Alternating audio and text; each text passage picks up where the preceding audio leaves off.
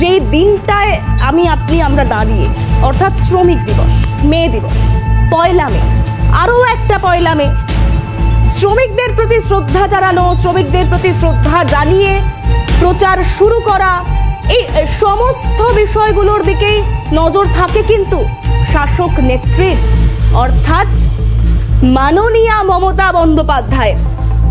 তাই আজ মে দিবসে তিনি যখন ফরাক্কার মঞ্চে দাঁড়িয়ে, প্রচার মঞ্চে দাঁড়িয়ে বক্তব্য শুরু করলেন, তখন সেই শ্রমিক পরিবারগুলোকে সমবেদনা জানাতে ভুললেন না, পাশে থাকার আশ্বাস দিলেন। আর সেই মঞ্চ থেকেই গোটা দেশের শ্রমিকদের না পাওয়ার অভিযোগ, লাঞ্ছনার অভিযোগের কথাও তিনি তুলে ধরলেন। আগে একবার দেশের শ্রমিকরা কেমন আছেন, কি বললেন মাননীয়া, শোনাই আপনাদের, শুনুন। আমি সারা জীবন আপনারা কাজ করেন, লড়াই করেন, এটা ইন্টারন্যাশনাল মে ডে।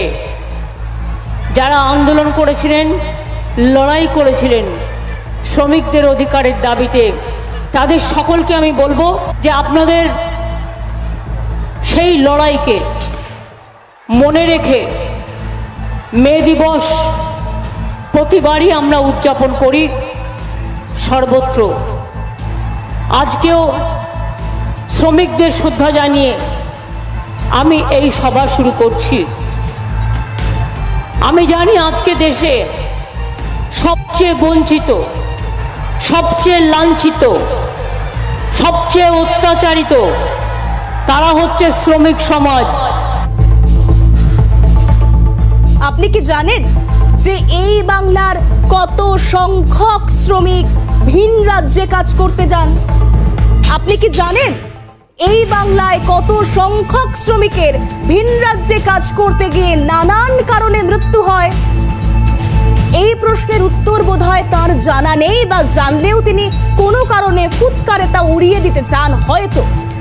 নইলে তার রাজ্যের চা বলয়, যে চা বলয়ে কিছুদিন আগেই প্রথম দফা নির্বাচন হয়ে গিয়েছে, সেই চা বলয়ের চা শ্রমিকরা আজকের মতো দিনে, শ্রমিক দিবসের দিনে কর্মহীন হয়ে পড়তে হয় তাদের কেন?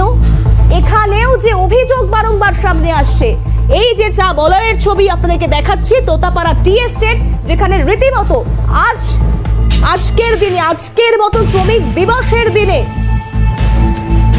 সেই শ্রমিকরা, হাজার হাজার শ্রমিকরা যারা কর্মহীন হয়েছে, কিন্তু কেন তারা কর্মহীন, কেন তাদের চা বলয়টা একদম লক আউট হয়ে গিয়েছে, কি বলছেন তারা, শুনুন।